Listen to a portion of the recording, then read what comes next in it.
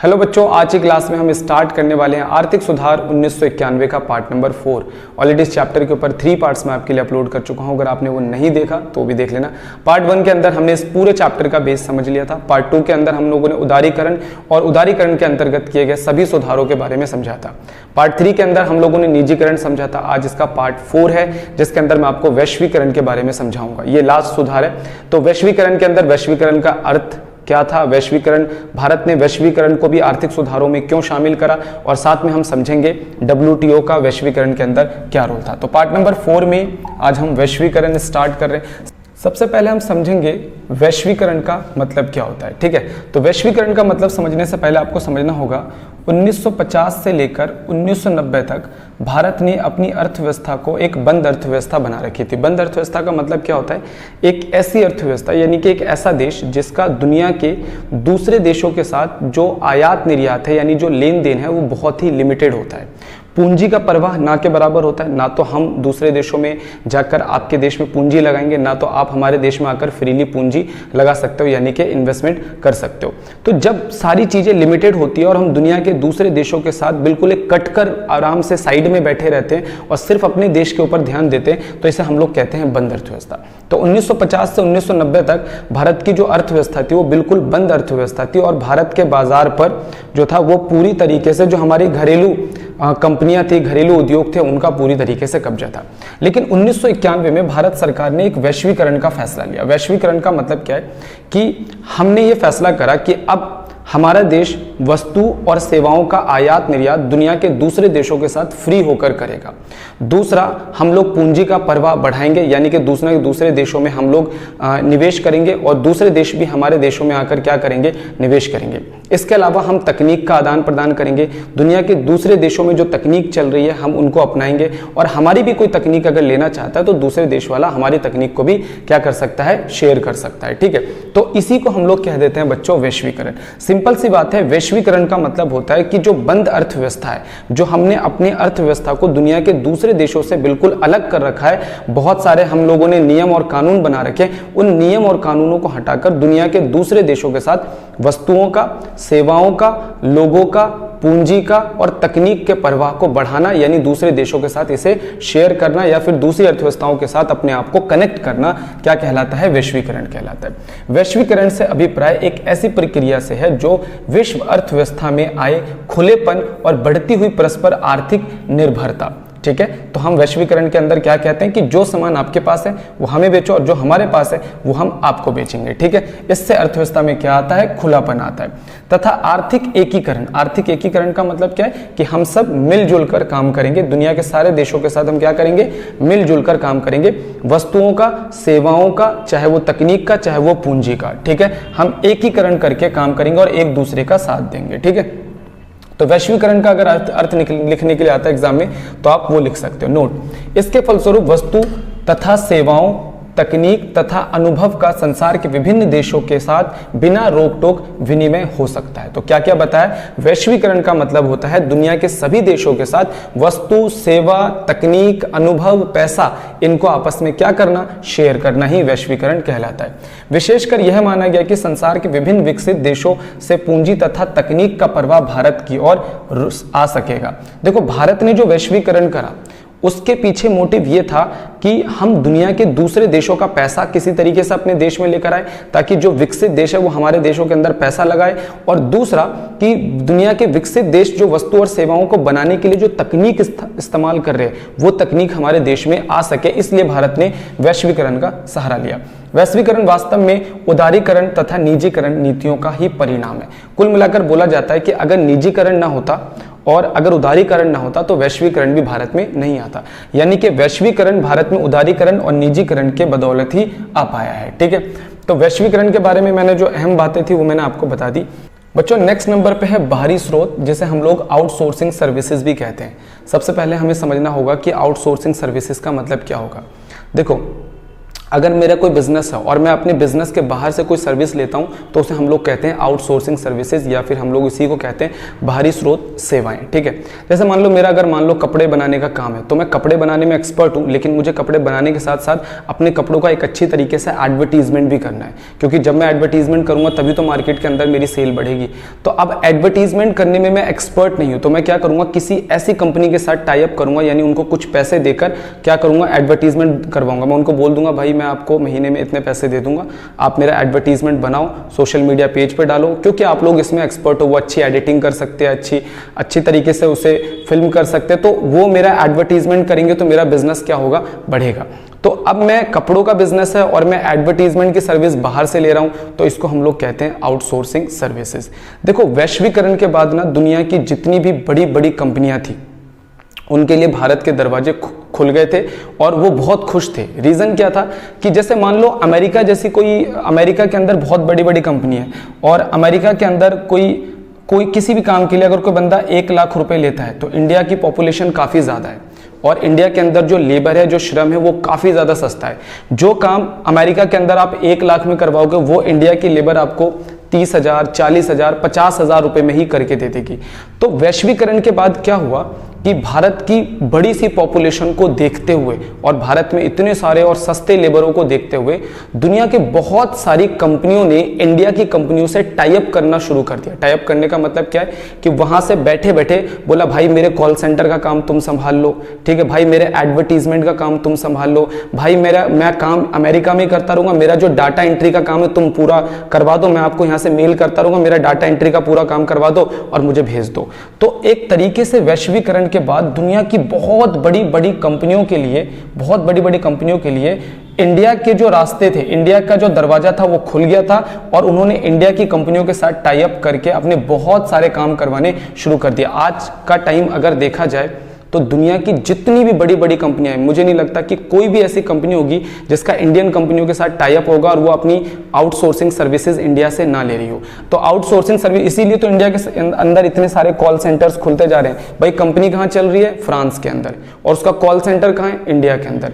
भाई कंपनी कहाँ चल रही है, अमेरिका के अंदर, और उसकी अकाउंटिंग कहाँ की जा रही है, इंडिया के अंदर, उसका डाटा एंट्री पूरा इंडिया के अंदर किया जा रहा है। रीजन क्या है कि अगर वो अपनी डाटा एंट्री अमेरिका में करवाएगा और अगर ये 10,000 लेबर रखेगा तो 10,000 लेबर को, हर लेबर को 1 लाख के हिसाब से सैलरी देनी है, और वहीं इंडिया के अंदर वो 30,000 रुपए सैलरी देकर अपना काम बनवा ले रहा है। ठीक है, तो आउटसोर्सिंग सर्विसेज इसी को हम लोग कहते हैं। अगर वैश्वीकरण ना हुआ होता तो कभी ऐसा नहीं होता, और भारत में वैश्वीकरण की वजह से बहुत सारा रोजगार जो है एक तरीके से जनरेट हुआ है। वैश्वीकरण की प्रक्रिया का यह एक महत्वपूर्ण परिणाम है।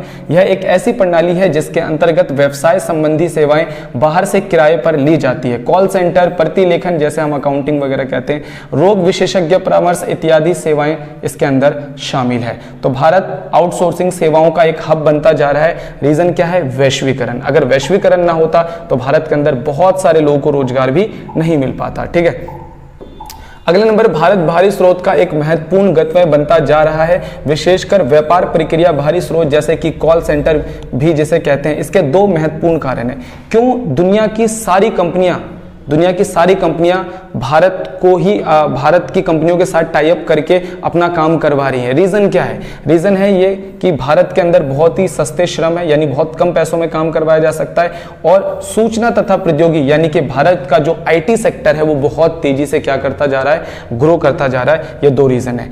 तो बाहरी स्रोत के बारे में एग्जाम में पूछा जा सकता है। वैश्वीकरण की वजह से ही भारत के अंदर आउटसोर्सिंग सर्विसेज पैदा हुई। अब एक क्वेश्चन आ जाता है जो इस टॉपिक का हम बोल सकते हैं वैश्वीकरण का सबसे इंपॉर्टेंट क्वेश्चन है। भारतीय अर्थव्यवस्था के वैश्वीकरण को प्रोत्साहित करने वाले प्रमुख नीति सूत्र। भारत ने उदारीकरण करा जिसमें बहुत सारे सुधार हुए, निजीकरण करा, बहुत सारे सुधार हुए।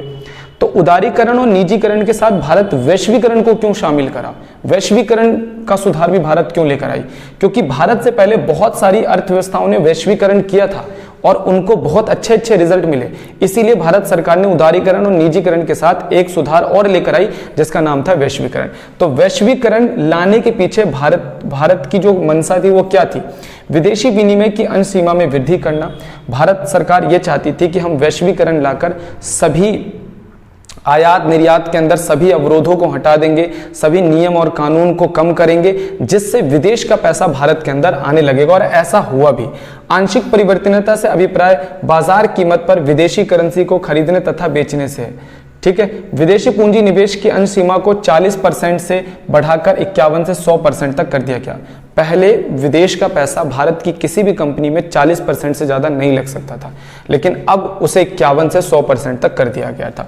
ठीक है, उच्च प्राथमिकता 47 उद्योगों में विदेशी प्रत्यक्ष निवेश को बिना किसी लाल फीताशाही का मतलब होता है ऐसे नियम और कानून जो क्या करता है, निवेश को अवरोधित करता है, यानी व्यापार को अवरोधित करता है, उसे हम लाल फीताशाही कहते हैं। लाल फीताशाही मतलब बहुत सारे नियम कानून थे, ठीक है, जो विदेश का पैसा भारत में आने नहीं देते थे।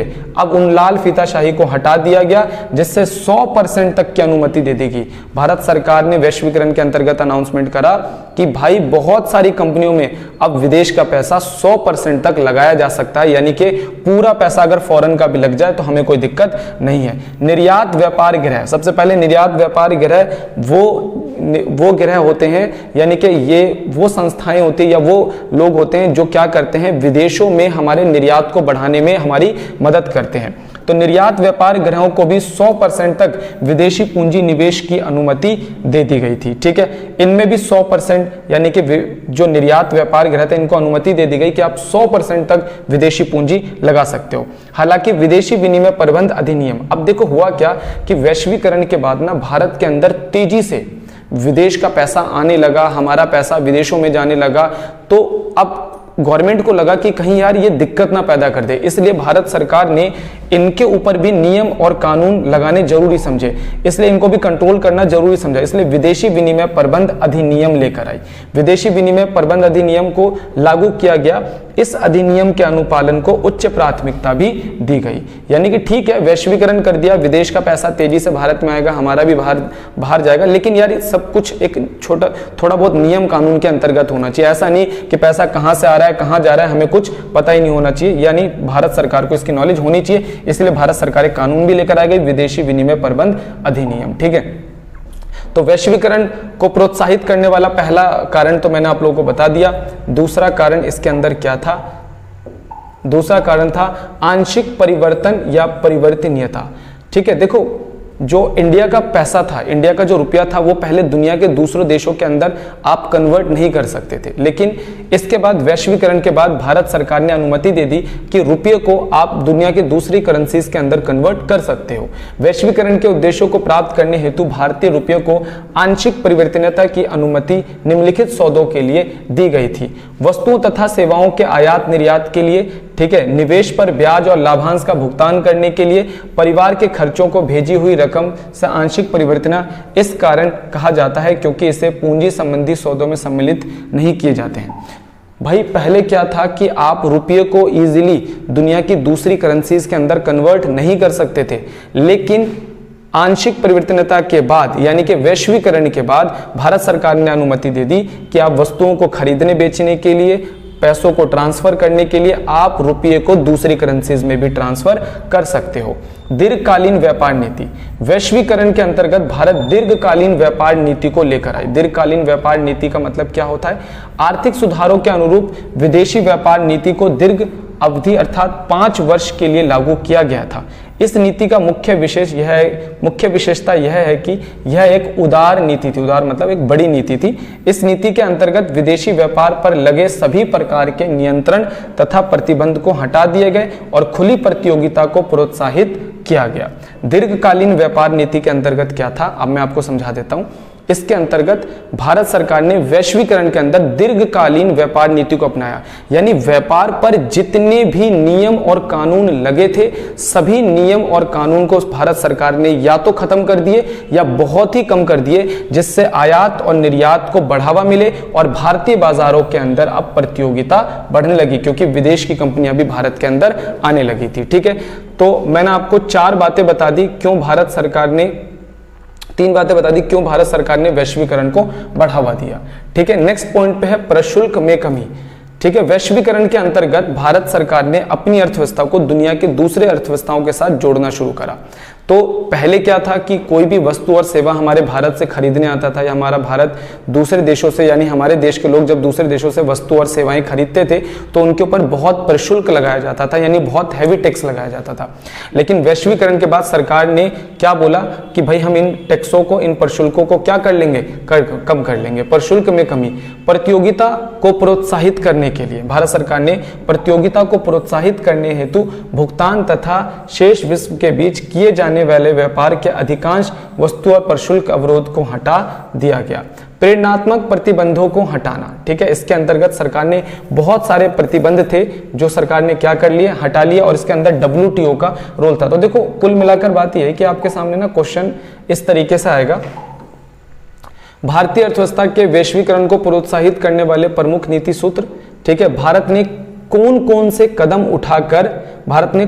से कदम उठाकर वैश्वीकरण को बढ़ावा दिया, ठीक है, वैश्वीकरण के कारण भारतीय अर्थव्यवस्था में आए परिवर्तन, ये क्वेश्चन भी आपसे पूछा जा सकता है। तो आप सबसे पहले लिखोगे विदेशी निवेश अंश सीमा में वृद्धि की गई, यानी कि भारत सरकार ने विदेशी अंश सीमा में वृद्धि करके वैश्वीकरण को बढ़ावा दिया, ठीक है। और दूसरा आप लिख सकते हो आंशिक परिवर्तनता कर, तीसरा आप लिख सकते हो दीर्घकालीन व्यापार नीति को अपनाकर, और चौथा आप लिख सकते हो प्रशुल्क में कमी करके, और पांचवा लिख सकते हो प्रेरणात्मक प्रतिबंधों को हटाकर। तो अगर एग्जाम में आ जाता है भारत सरकार ने वैश्वीकरण को बढ़ावा देने के लिए कौन कौन से प्रमुख कदम उठाए, तो आपको यह आंसर लिख कर आना है, ठीक है।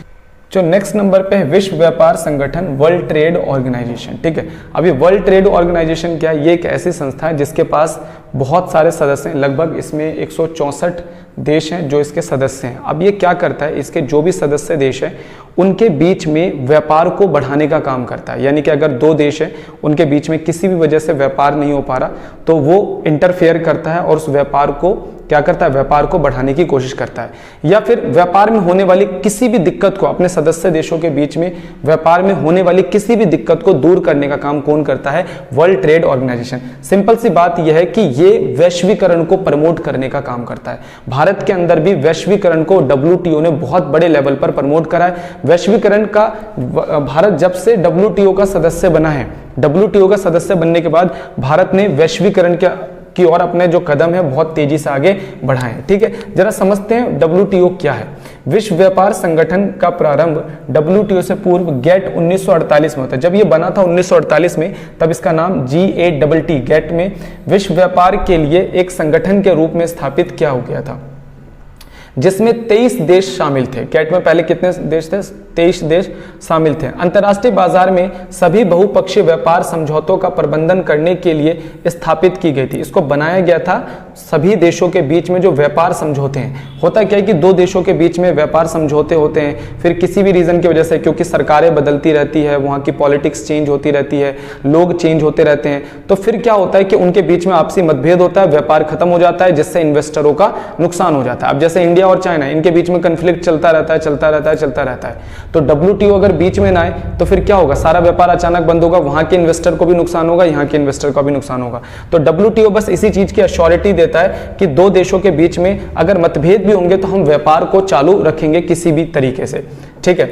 बहुपक्षीय व्यापार समझौतों का प्रबंध करने की स्थापित की गई थी। WTO की स्थापना 1955 में, यानी कि जो गेट था उसी को बदलकर हमने क्या रख दिया, WTO रख दिया, उत्तराधिकारी संस्था के रूप में हुई थी। वर्तमान में इसके कितने सदस्य हैं, 164।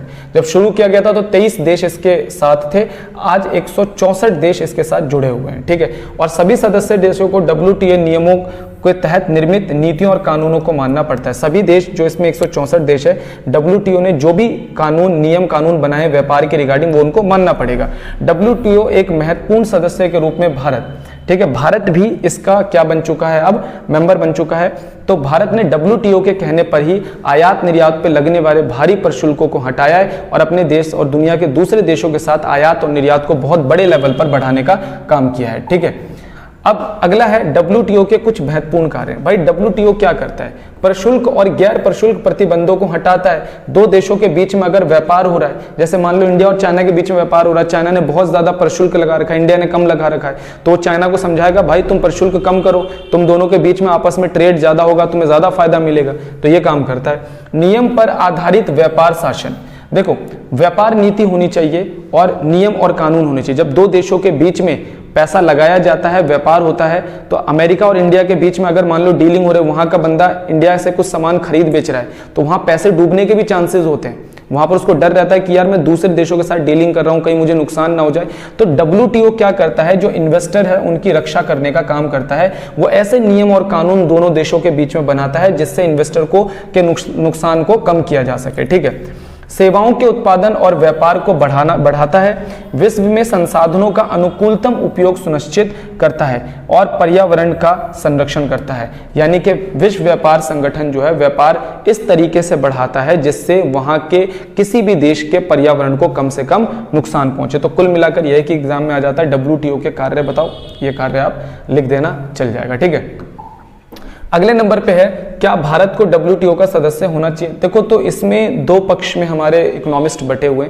एक ग्रुप वो है इकोनॉमिस्ट जो कहते हैं WTO को भारत का सदस्य होना चाहिए, क्योंकि भारत WTO के सदस्य बनेगा तो भारत के अंदर व्यापार के नियम बनेंगे, कानून बनेंगे, भारत को बहुत सारे देशों के साथ खुला व्यापार करने का मौका मिलेगा और WTO के सदस्य बनके भारत के व्यापार में और भारत की अर्थव्यवस्था में एक मजबूती आएगी। लेकिन वहीं पर दूसरा जो ग्रुप है, इकोनॉमिस्ट का ग्रुप है, वो कहता है कि यार ये WTO जो है ना, ये कुल मिलाकर बेवकूफ बनाने का काम करता है। किसको? विकासशील देशों को, यानी डेवलपिंग कंट्री को। ये फायदा पहुंचाते हैं डेवलप्ड कंट्री को। यानी ये डेवलप्ड कंट्री को फायदा कैसे पहुंचाते हैं? जैसे अमेरिका हो गया, फ्रांस हो गया, जर्मनी हो गया, इन लोगों को लिए क्या करता है? इन लोगों के लिए डेवलपिंग कंट्री की जो मार्केट है उनको ओपन करने का काम करता है। यानी अमेरिका को क्या बोलेगा? इंडिया को बोलेगा कि भाई तुम हमारे मेंबर हो, अमेरिका को बोला तुम हमारे मेंबर हो, और अमेरिका के जितने भी बड़े बड़ी कंपनियां हैं, जितने भी बड़े बड़े व्यापारी हैं, उनकी एंट्री करवा देगा इंडिया में। और इंडिया आपको पता है डेवलपिंग कंट्री के अंदर जो कंपनियां होती है वो इतनी ज्यादा मजबूत नहीं होती, तो वो कंपटीशन कर करके क्या करते हैं? इंडियन कंपनियों को खत्म करेंगे, वहां पर अमेरिकन कंपनियों का राज हो जाएगा। तो कुल मिलाकर कई इकोनॉमिस्ट का यह कहना है कि जो WTO है वो डेवलप्ड कंट्रीज को फायदा पहुंचाने का काम करता है, इसलिए भारत को इसका सदस्य नहीं होना चाहिए। लेकिन दूसरी तरफ कहते हैं कि इसमें 164 देश है, उसमें भारत भी एक सदस्य है, तो भारत के व्यापार को मजबूती मिलेगी और भारत के इन्वेस्टर इससे सेफ रहेंगे। तो दोनों पक्ष हैं। ठीक है। तो आज की क्लास के अंदर बच्चों इतना ही, जिसमें हमने वैश्वीकरण को समझा। वैश्वीकरण, क्यों भारत वैश्वीकरण की तरफ बढ़ रहा है और इतनी तेजी से बढ़ रहा है, उसके कारण मैंने आपको बताया। और उसके बाद मैंने आपको बताया कि वैश्वीकरण में WTO क्या रोल प्ले करता है। ठीक है बच्चों, तो आज की क्लास के अंदर इतना ही।